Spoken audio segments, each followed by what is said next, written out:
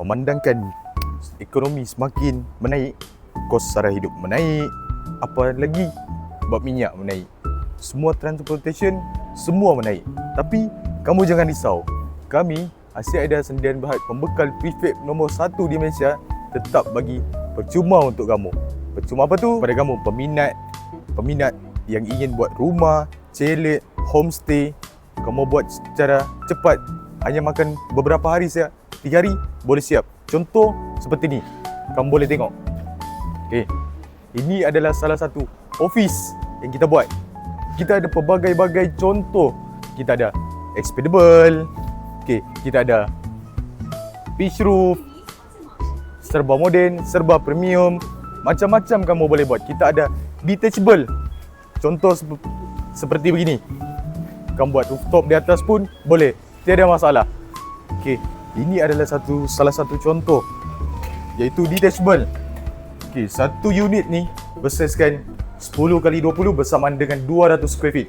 Kamu boleh simpan tandas, kamu boleh simpan lemari, meja makan. Ini adalah contoh pantry yang kita sediakan di showroom kita, iaitu di Gombak HQ. Okay, kamu boleh sediakan tandas. Tandas ni memang sangat mewah. Kamu boleh tengok, jom. Mari.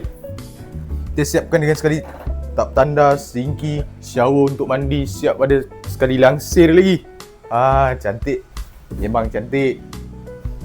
Okay, siap sekali kita bagi wiring free kepada kamu. Siap sekali dengan BB box lagi.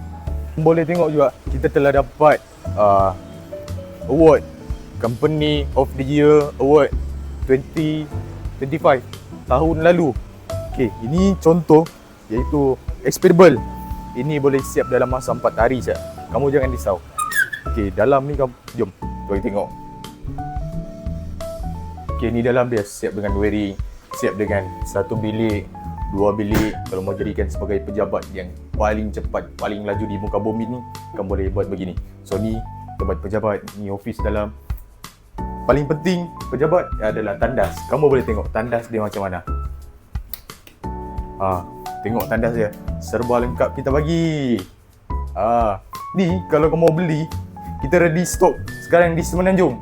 Siapa cepat, dia dapat. Nah, mana-mana kontraktor ataupun kilang-kilang besar yang membuat office secara cepat, kamu boleh buat menggunakan ni, prefab container Asia. Contoh ni, jom kita masuk ke dalam.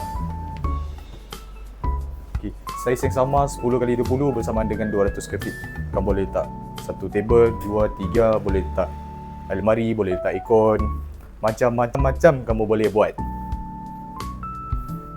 Memandangkan ekonomi semakin menaik, kos sara hidup menaik, apa lagi bab minyak menaik, semua transportation semua menaik.